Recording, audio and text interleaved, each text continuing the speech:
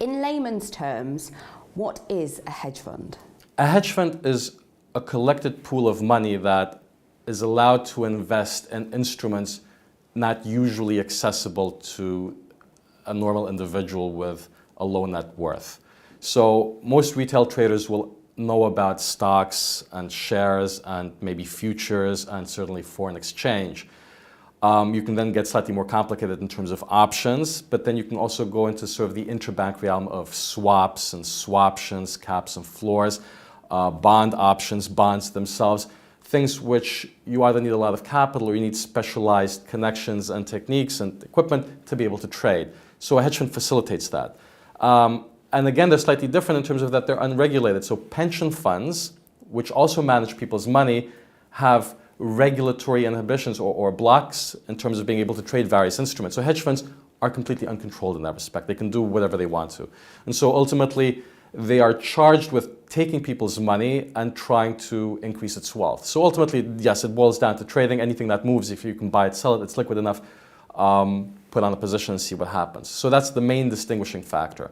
Hedge funds are also interesting in that respect that the person who sets it up, from his perspective, it's a leverage game. He puts in a certain amount of money, but if he attracts much more, remember that he gets a fee on the performance of that much more. So the person who sets up a fund sets it up primarily to use other people's money to leverage his own returns. And again, that doesn't necessarily happen in big asset management houses who are, and certainly the way they structure their pay, it's more focused on accumulating assets for the people who invest in them.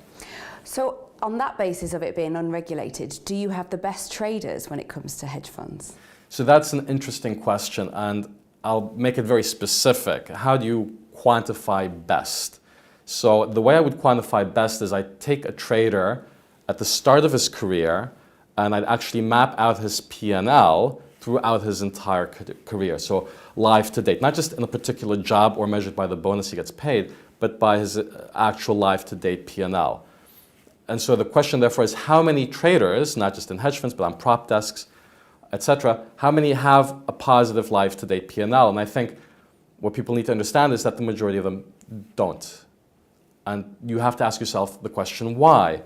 So there's a difference between a trader and a hedge fund owner. So if you focus on the trader in the hedge fund, he has a job and he gets remunerated at the end of every year with a bonus. So to him, the job is like a lottery ticket because he still gets a salary, but if he hits it out of the ballpark, he gets a big chunk on top. So any human who plays a game optimizes the game. And in this particular case, the game to optimize is get that chunk at the end of the year. Now, it doesn't matter if it's in this job or that fund, it's about optimizing that bonus payment. So I certainly know lots of people whose life-to-date P&L is 0 or negative, but they do drive Ferraris and have big homes because they did have a period in their life when they just completely hit it out of the ballpark. Then they took that bonus and they stuck it into government bonds because they wouldn't trade their money as riskily as they would trade other people's money.